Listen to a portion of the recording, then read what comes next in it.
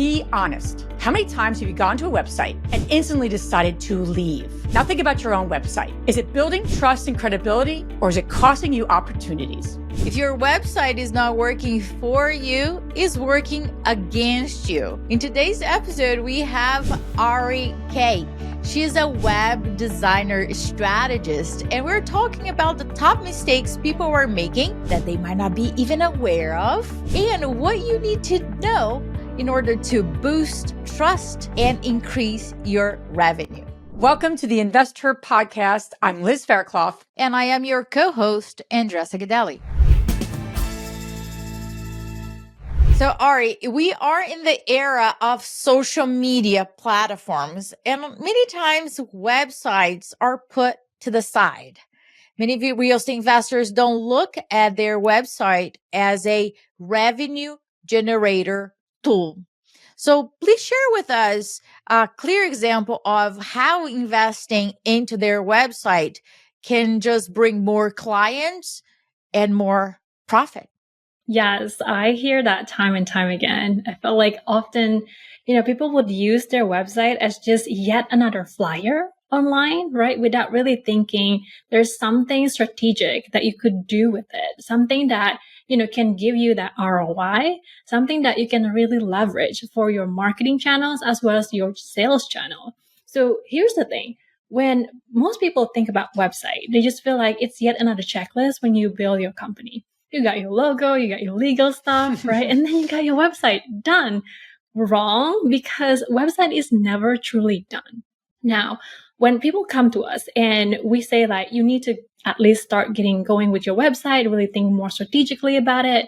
But what they forgot to do is to figure out what exactly is the goal for the website.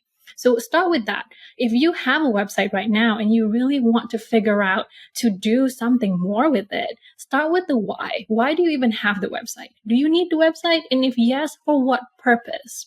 So once you figure out that you want the website to do something very specific, be it that you want to do more, lead capture, you want to grow your email, list, or you actually want to get more bookings from it, or maybe even sell some of your digital product or your, sessions and stuff like that, then that is a real purpose, right? It's a real strategic goal that you can also align with your business. So everything always start with the why, with the goal, even our own business. You are in this business for a very specific reason. So every other channels that you have or anything that you have invested into the website or your business also need to have a purpose. So I would start with that. Ari, a lot of the women listening, deal flow is always something as a real estate investor you're looking to increase, right? Opportunities to buy property.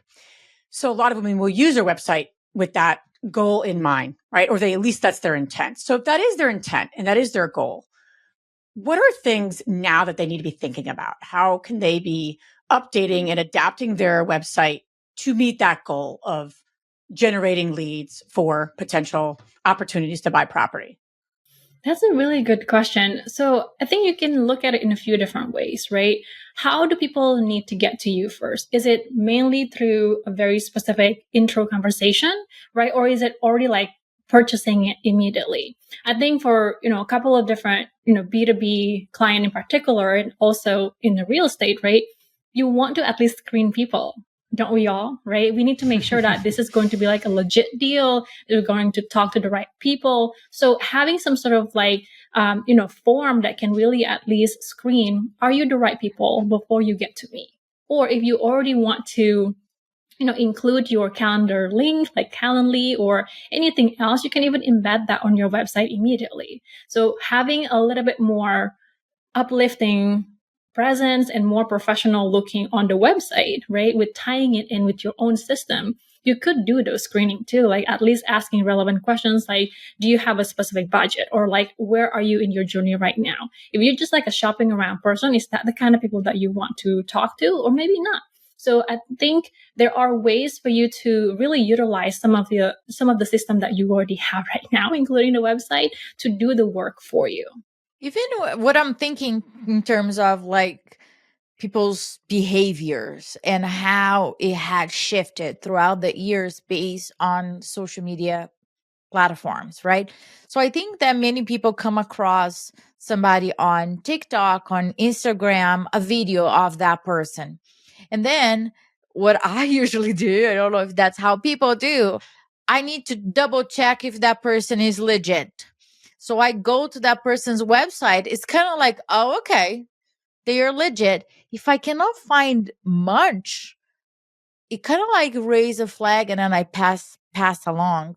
So it might start from a social media and then I go to their website. And here's the kicker, Ari, that I want you to explain to people. Desktop versus mobile. I cannot tell you what a disaster that is in a lot of people. That, and if you're listening to this and you're like, what are you talking about? That's me. I'm like, I don't know what she's, no, I know what the difference is, but I don't know the impact. So the reason, so in a nutshell, depending on the platform that you're using, you need to create a version of your website to desktop and a different version for tablet/mobile, whatever that might be. Otherwise, it looks super funky. And then if you believe that, as in our case, at the investor community, 80% of people look at our website and everything that we do, 80 using their phones. So on our mobile, I'm not saying people that we're doing a great job in a lot of areas. There is always progress. As Ari said, there's always in construction, right? But we're looking to improve as we go along. But if I'm vetting somebody, if I'm looking to work with somebody and their mobile version, it's not friendly, I immediately leave. So I wanted you to share a little bit of that, because I think many people don't pay attention to the mobile version and just think about the desktop. Oh my goodness, Andresa, you are highlighting my pain, right? Every single time I see any website that exactly is like that, especially browsing on mobile, right? It's just like, come on, it's 2025. I was going to say 2024, but we're in 2025, like, for God's sake, right? Why have not you looked at your own website on mobile?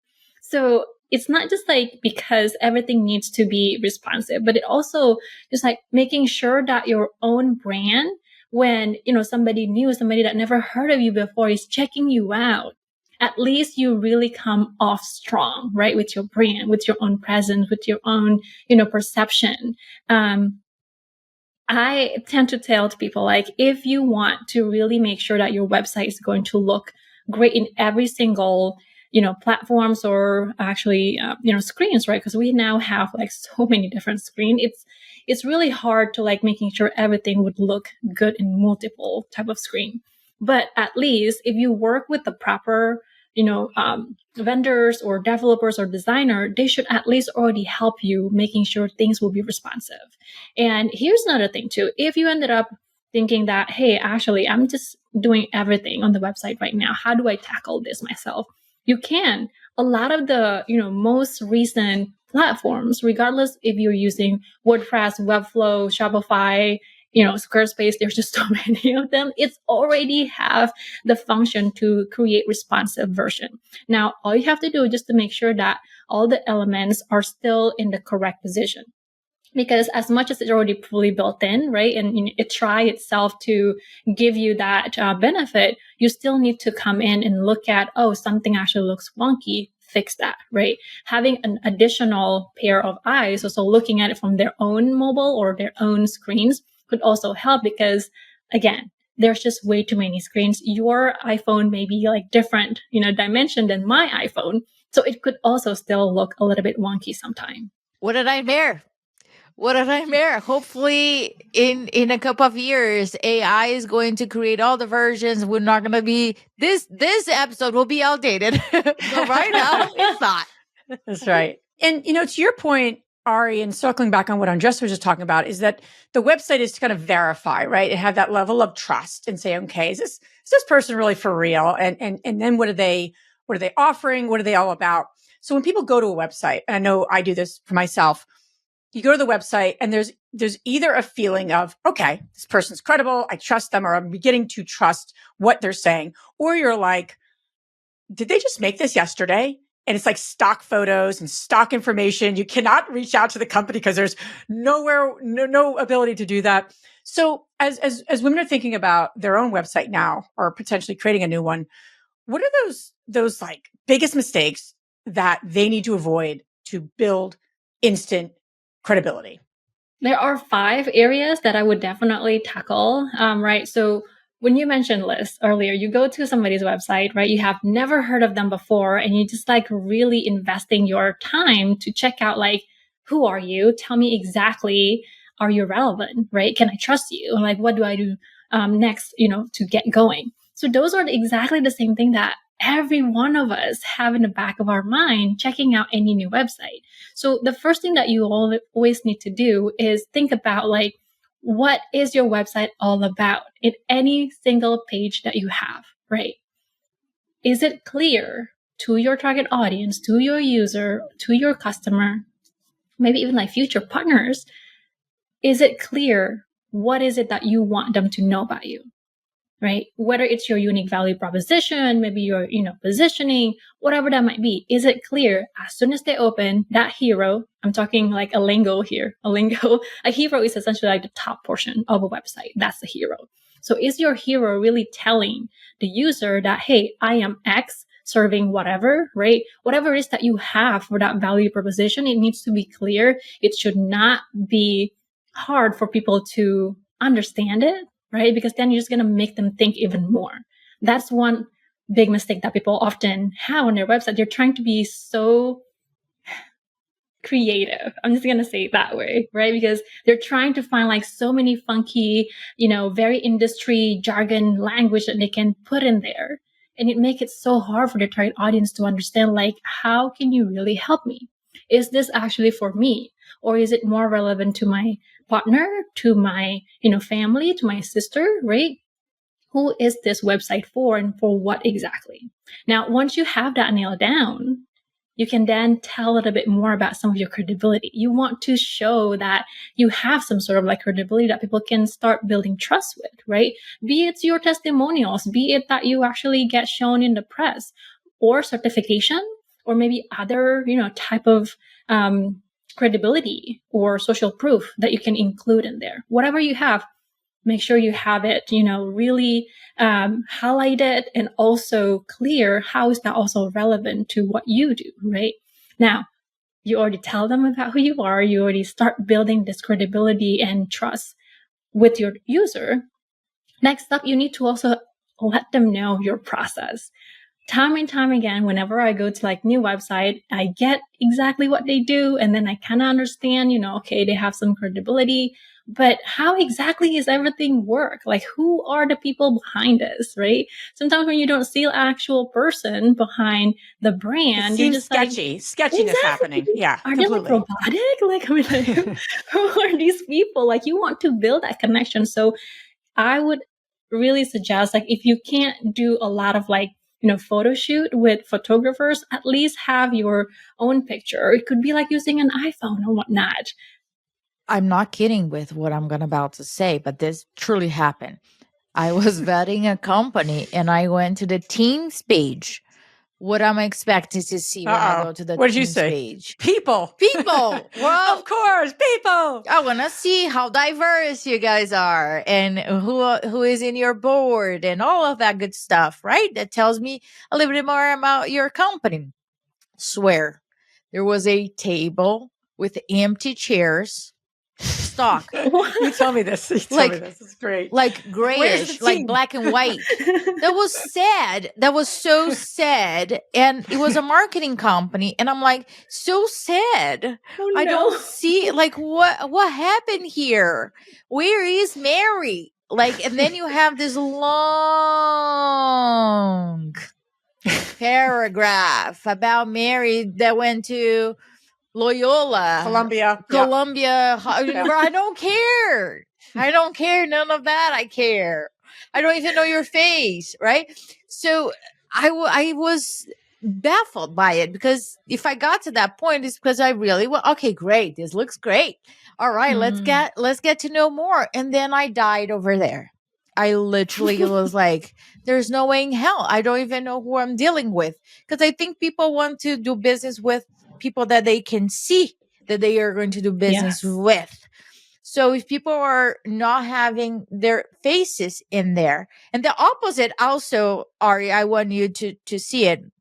We just had a conversation with one of our sponsors this week. We do a marketing audit with our sponsors, not because we are marketing experts. We're not, but we understand our community.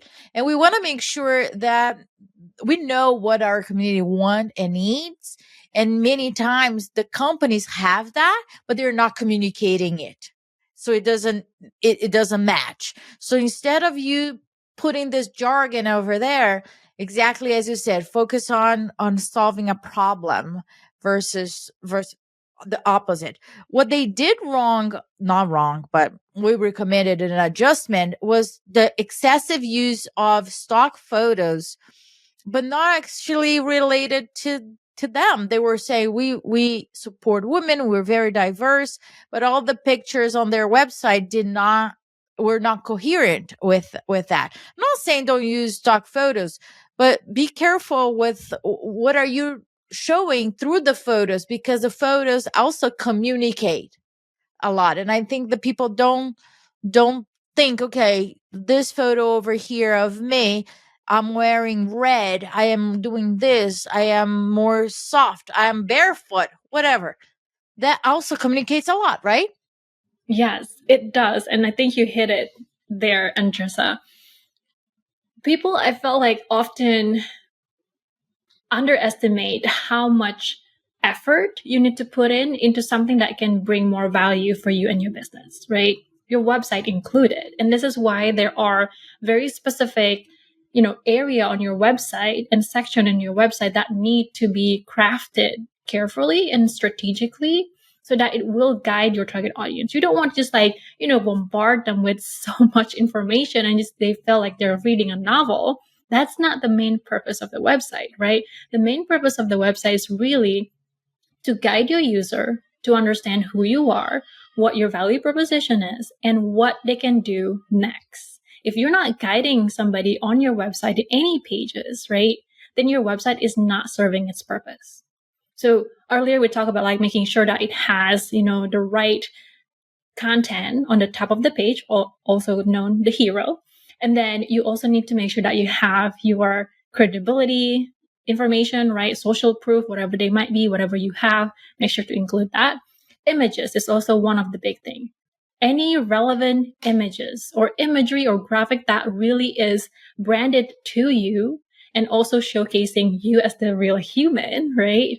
And maybe the people that you have worked with, whatever you have, that also help your target audience to start building this connection with you.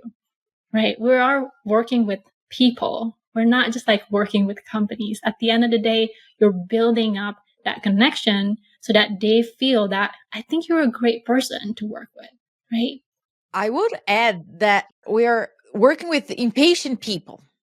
And if they don't find very quickly what they're looking for, they're out.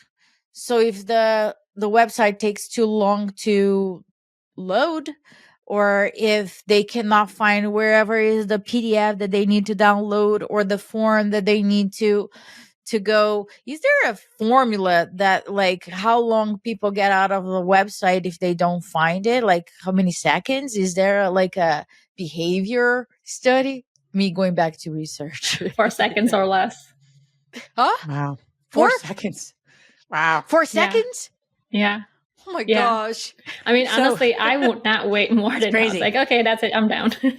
Exactly. And I mean, there are so many other ways to optimize your website. But for me, I'm a big believer that making sure that the user experience is not just about just technical things, right? It's not just about the, loading issues and stuff like that, but also how are you really guiding your user to understand the information that you are putting out and guiding them to the next step closer to you. And, most people would say that people already know what an e-commerce website is, or what a subscription, website, or whatever else, type of businesses that you have. It's like, that's true. But remember, users, including myself, when we access anything online, we are a dumb person, right? Just guide us. That is all we ask you to do. So your job with your website is really to make sure that you can guide your users towards the next step. Now, explain to them in any sections on your website, especially those that have how it works, right? I think oftentimes you will see good websites explain how things work with them. If you're going to work with somebody in general, like, what are some of the steps that we can expect? Do you book a call and then you have a call and then you have a quote? Or do you just purchase something and then something will be shipped within the 5 days? Whatever that might be, tell them the expectation so that it will build even more credibility for you, knowing that there is a specific proven process that you already have, planned and executed within your team. Now, the other part is to make sure that you know where to guide people. People often think that, yes, I put all of my call to action in there, but if you look closely into your website, how many call to action do you actually have on a page? You should not have way too many call to action that basically telling your target audience to do so many different things. There should be a very clear one primary call to action, right? If your goal is to get people to book with you, then book a call is your primary call to action. And then let's say that, hey, on top of that, I also want to start getting more email subscribers. Then sign up for your subscriptions or email newsletter. That would be your secondary call to action. Now, why do you have a secondary and then a primary call to action? It's simple. The main one is your target, right? It is the purpose of the website. Whatever you want to create on your website, everything needs to lead towards book a call. Or let's say for the secondary, call to action, that will then be less highlighted compared to your primary call to action. Then that way, none of the call to action are competing with each other. It's not going to confuse your target audience. Like, what do you want me to do here? Which one is the primary call to action that I need or you want me to do? And then what other option do I have beyond the primary call to action? So yeah, that's all about call to action, Liz. And it makes sense, Ari. There's a lot there. And I think some of the women might be thinking to themselves, there's a lot there. And now I have to manage all of that in addition to manage my day to day. So I'd love to understand what is happening, because obviously there are AI bots, there are people you can get support from. There's so many different tech tools that you can employ. So you're not having to, quite honestly, do all the things you just said that are really important, but these women are busy and they don't need another thing on their to-do list. So what should they consider? Tools, strategies, AI bots to answer some of these questions and make some of these things that you're suggesting happen? Yes. Everything always starts with that strategy session, right? If you work with different vendors or providers, you may often work with them through a discovery and strategy session first. We do that as well. And I think it's so critical for you to do that in the beginning rather than jumping straight into like designing or like seeing everything come to life. That is secondary, because I found that, throughout our experiences, when you only decide to just see the visual, you lack the actual strategic, content, strategic, not just purpose, but also like, how do we make sure that our business goal align with what we really want to do with our marketing, including the website, right? So the big thing really is having a clear idea of what you want your website to do. And then when you hire the right person, then you'll be able to communicate that. Let them handle all the, technical things, the creative things. They will see your vision if you have a clear idea or some clarity what it is that the website is going to do in your marketing channel world or like in your, business ecosystem, essentially. I want to highlight that some people are like, I don't think I need it. I don't think I need a website because people can see my information on my Instagram and then they can contact me there. Do you believe that one day the websites are going to just slowly die as the physical newspaper, or do you think that we're a long way from that? Yes and no, right? Especially with AI and how fast the website landscape is changing now. You probably have seen so many different website platforms incorporating, AI components to it. So it makes it so much easier for you to update your content, even if you don't have a team that can, support you on content creation. So anything that you can see for like changing and editing website is very easy to do now. You can do it yourself. However, what's tend to lack is that the strategic clarity in terms of like, do you need your website or do you not need your website? Now, to be honest, not everybody will need a website, right? Some people, they just feel like, my TikTok or my TikTok shop is going to be perfect for me. That's great. If that worked for your business, I would not, like tell you and push you to create a website. It just doesn't work for your business, and that is a-okay. Now, what I see businesses who have a website, have done with their marketing is that they gather more data to it. They own a very specific, information through their website. Now, we already know TikTok is, banned. Is it banned? Is it getting banned? I'm like late in that particular. Who knows by the time they listen to this here? Oh my God. Question mark. Exactly. But that's just to also prove that you don't have control over all these public, application, right? They are not yours. And none of the content that you have technically are yours. It's in your account, but once a platform is gone, it's gone. But you have full control over your own website. So whatever it is that you put out, right? Whatever information that you gather, it is yours. So think of it like in slightly different ways of like how powerful a website can be in gathering data that you want to track, or even like, receiving all the information that you want to gather from your target audience. Makes sense. And the women that are listening love quick wins. So I would love to hear if they were going to fix one thing on their website. Obviously, you're not going to look at all these websites, but in general, their what is picture one from 1989 that they did? Oh my gosh, the stock photo. I used to look at pictures of me and Matt, and we looked so corny. But anyway, glad we updated those. What one thing can they fix on their website that would make such a big difference for them? Oh, that is hard, Liz. One thing. If anything, I would fix the content, right? Make sure that it does not include any jargon at all. Make sure that it is clear and direct what you want them to do, and tell them exactly how you can provide value or what you're actually wanting, to gain out of any conversation with them. I felt like most of the time when I see websites that doesn't truly tell me like, who are you or what is it that you want from me, right? I just get lost, and I'm really trying to understand it. But if you don't make it easy for me to understand you and take that next step with you, then I'm out, right? So I would say that would be at least the one core thing. If you feel that your website right now, when you look at it, just feel like, if I'm coming to this website as an outsider, will I understand it? Will I take that next step? Will I click that call to action, right? If not, do I have a call to action? Right? Oh my goodness, yes. Do you even have a call to action? Right? Or so many, right? You can do this, you can do that, you can do this, you can do that, and then I'm like, I'm lost. Yes. And I think that can I make a quick point that the jargon piece is an interesting one.